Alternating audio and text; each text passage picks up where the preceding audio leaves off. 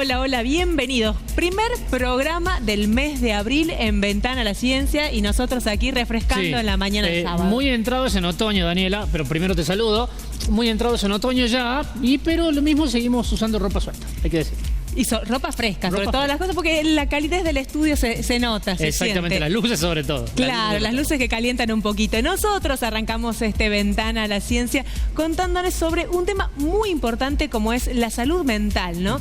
Porque hay muchísimas personas que padecen problemas de salud mental, inclusive de una de las patologías más comunes como la depresión. Se calcula que el 5% de la población adulta a nivel mundial tiene depresión. Pocas personas son en realidad las que llegan a un tratamiento certero, efectivo, y a veces produce estigma social hablar de que una persona está con tratamiento psicológico o tratamiento psiquiátrico. Por eso nosotros, a través de Juan Serazuolo, nuestro compañero, fuimos a la calle a ver qué piensa la gente sobre las problemáticas de salud mental. Estuvimos recorriendo las avenidas de San Miguel de Tucumán y preguntándole a los tucumanos, preguntándole a los vecinos qué consideran o qué conocen ellos sobre la salud mental y si creen o consideran también si es un tema tabú en la actualidad. Esto es lo que nos respondían. Para mí la salud mental es que vos tengas todo claro, todos tus objetivos, todo lo que vos pienses en cuanto a tu seguridad, en cuanto a todo lo que hagas en la diaria de tu vida, que lo tengas orientado y que no te sientas incómodo en lo que estás haciendo o que no te sientas que no sos feliz con lo que estás haciendo. Y si es un tema tabú, y sí, porque por lo general la gente cuando se habla en una charla común y corriente de que vayan a ver un psicólogo y demás, es como que se lo toman a mal, cuando en realidad debería ser algo tan común como ir al médico, no sé, para verte una gastroenteritis o un problema, no sé, de garganta o lo que fuere.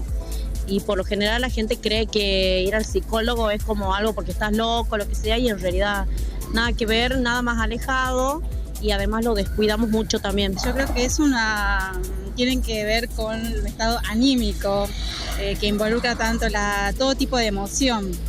Depresión, también puede ser felicidad, ¿sí? Y sí, me parece que sí es un tema tabú. El tema de la cuarentena que estuvimos, sí,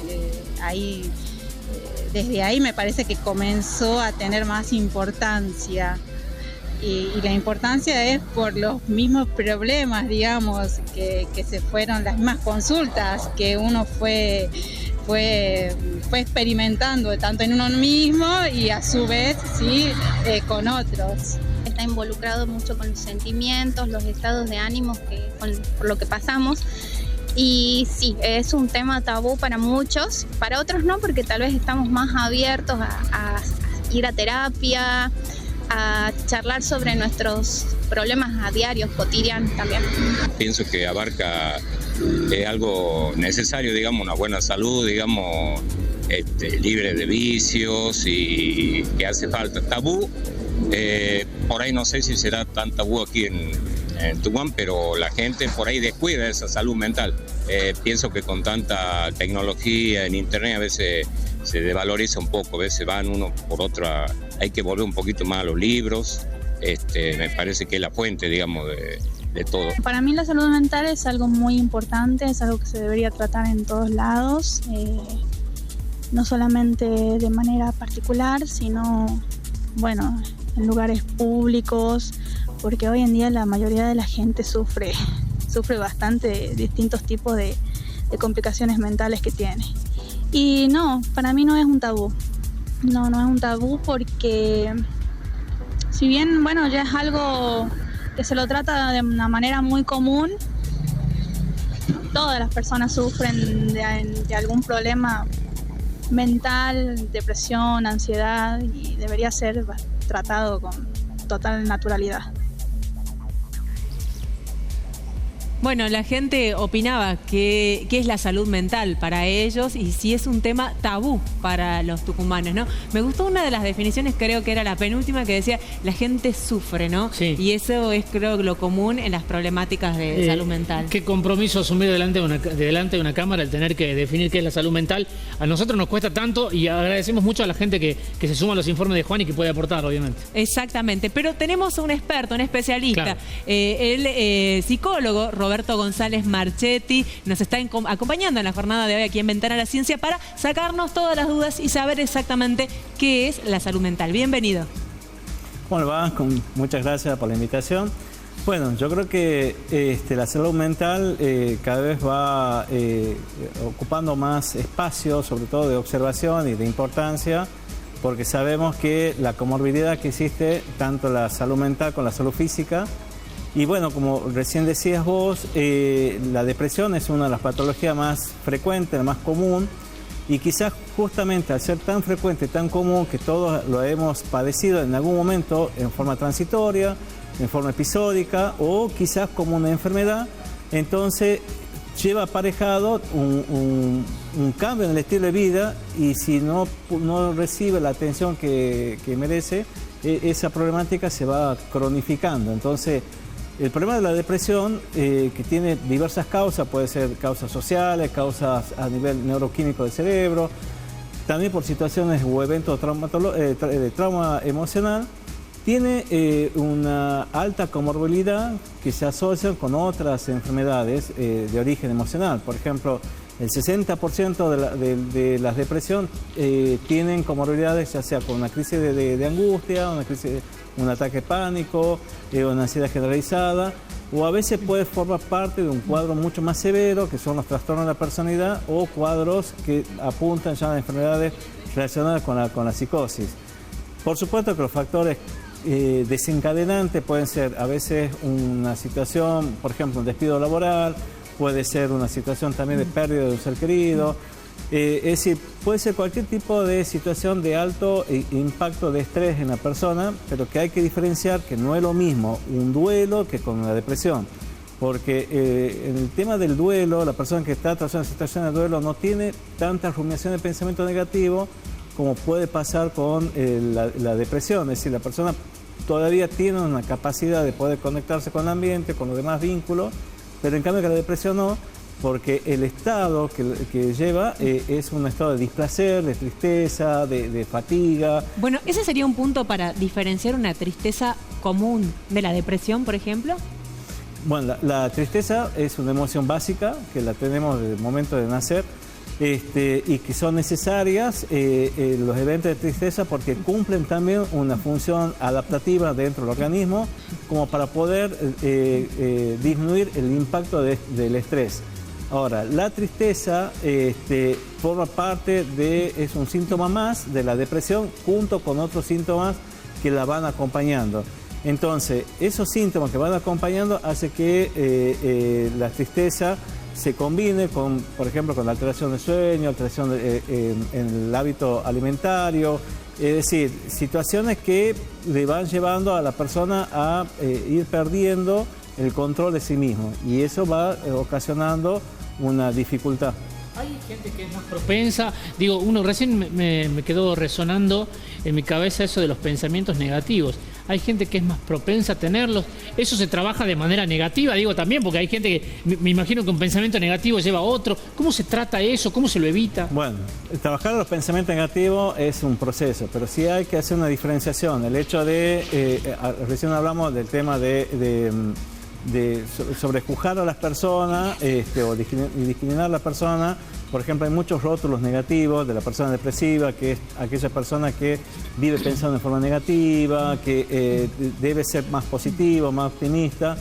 Y creo que en ese punto de depresión no va el tema el tratamiento. O sea, si bien en un dispositivo terapéutico se trabaja, pero por ejemplo hay otros dispositivos que no son terapéuticos que apuntan justamente a que la persona tenga un pensamiento más positivo. Bueno, esos tipos de dispositivos no sirven cuando hay una enfermedad como la depresión. Claro. Una cosa es tener un evento que nos causa tristeza, que nos está causando un momento de angustia, porque la angustia y la depresión son como amigas de por sí, pero son transitorias. Y sí, uno puede de alguna manera ir a estos tipos de tratamientos donde, bueno, la persona sale como un poco más florecida con otros pensamientos, pero para la depresión no funciona. O sea, se necesita un tratamiento y en los casos más crónicos se necesita incluso incluir un tratamiento psicofarmacológico que a veces incluye la participación de un médico psiquiatra.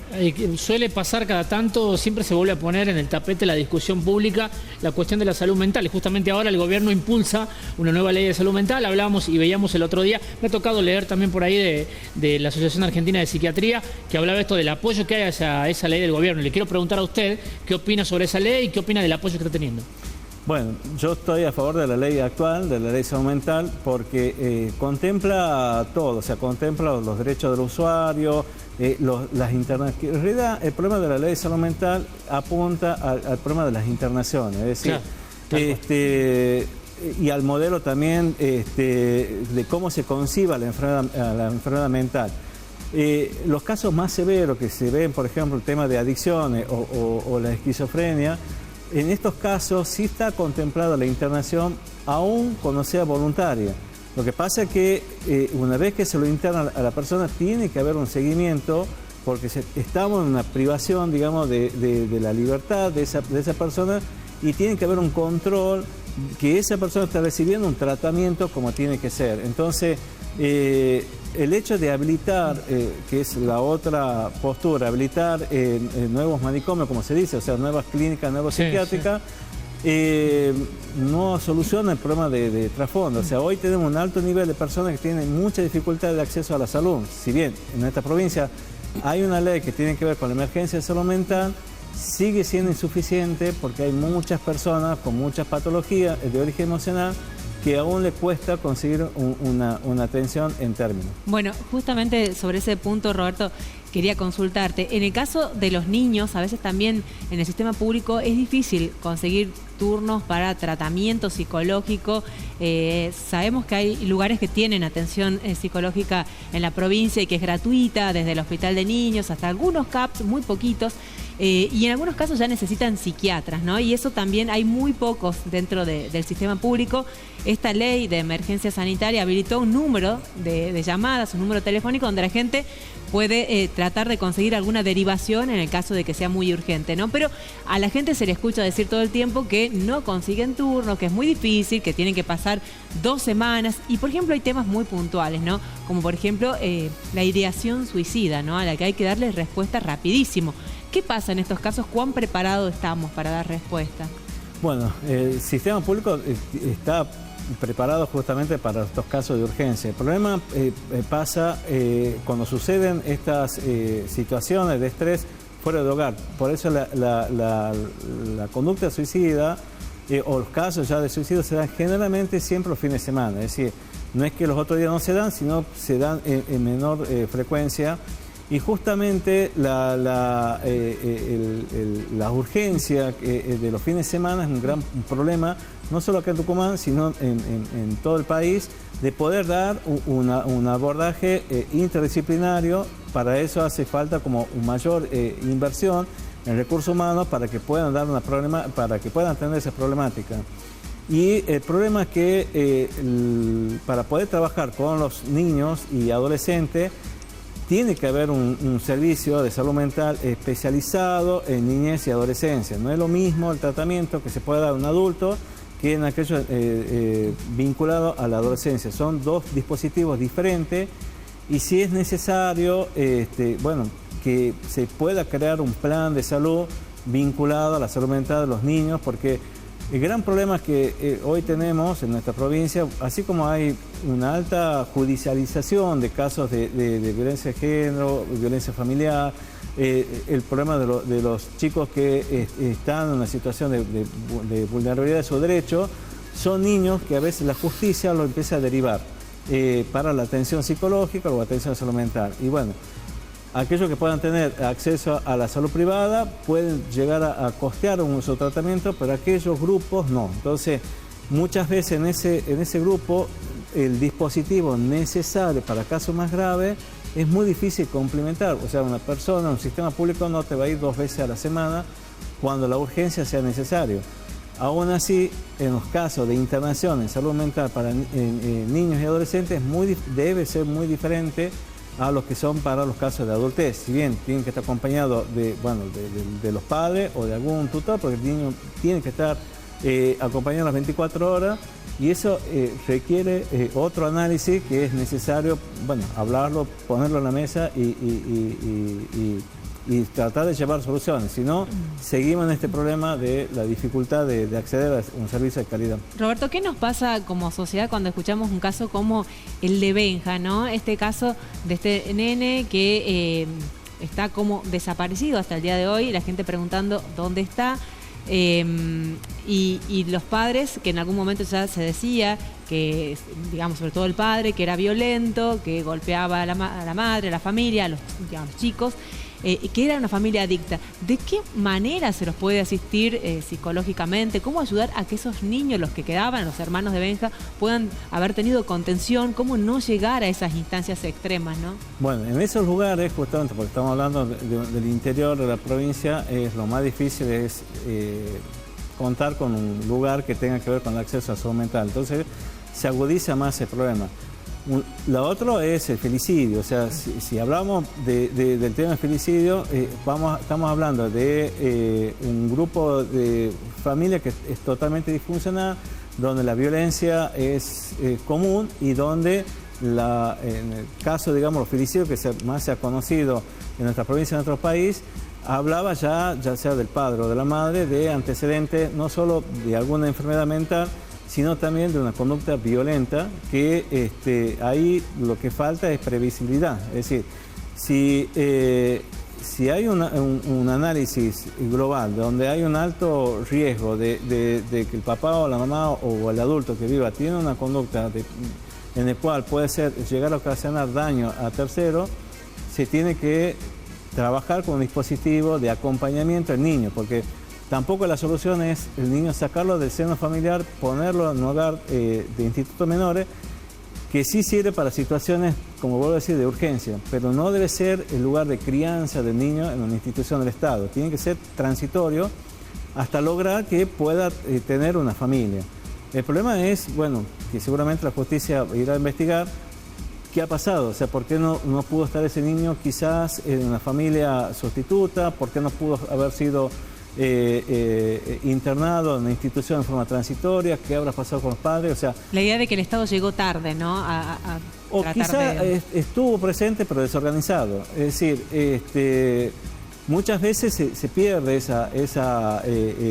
ese orden que son necesarios para ciertos casos de urgencia, que ya ha pasado hace años anteriores también con la muerte de una nena que se ausentó del hogar y que justamente después hubo mataron al presunto asesino en justicia por mano propia. También situaciones donde ya había un funcionamiento familiar que no era el adecuado para sostener a la menor. Roberto, tenemos como sociedad y como Estado realmente el acento puesto en la importancia de las problemáticas de salud mental, porque da la sensación con esta falta a veces de personal de salud, con el hecho de que no dan abasto en los sistemas públicos, de como que no se está invirtiendo demasiado en salud mental. ¿Esto es así? ¿Qué sensación tenés vos que formás parte de los profesionales de salud? No se invierte. O sea, la ley de salud mental establece que el 10% del presupuesto en salud debe estar destinado a la parte de salud mental. Bueno, eso no lo vemos. Creo que a lo sumo que pudo haber habido en todos estos años habrá llegado al 2%. Es decir, estamos muy lejos de lo que se debería invertir en el tema de salud mental. El tema no es tener más profesionales, que es una ayuda, sino también tener más lugares de atención que sean especializados en ese tema. Porque en los casos, por ejemplo, de adicciones, que eso lo estoy viendo comúnmente, siempre se recurre a un solo hospital monovalente de la provincia en los casos de brote. Pero, ¿qué pasa con los otros hospitales? Porque no se crean servicios que son necesarios para esa situación de emergencia, de urgencia, cuando hay un adicto en pleno brote y que puede tener una conducta de daño a sí mismo o ir a o por bajo el efecto de la droga realizar alguna acción de delinquir que termina justamente preso, o sea, no en un lugar de salud. Que no es que estamos hablando de un delincuente que todos los días se lo roba, sino de una persona que tiene una enfermedad que ha hecho un acto de delincuencia y termina preso sin atención en salud mental. Entonces son casos que se tiene que hablar, se tiene que ponerlo sobre la mesa y tratar de verlo con la seriedad que es necesario, porque vemos que hay poca campaña de prevención de salud mental y en estos tiempos que se está viviendo, de toda esta crisis que va sucediendo día a día, bueno, también es un disparador de muchos trastornos de ansiedad y muchos cuadros de adicciones, no solo de drogas, sino también de alcohol. Claro, cada vez más demanda y menos respuesta, ¿no? Menos respuesta, así es. Bueno, Roberto, te agradecemos muchísimo. Bueno, muchas gracias a ustedes y será hasta la próxima. Pausa y ya volvemos con más.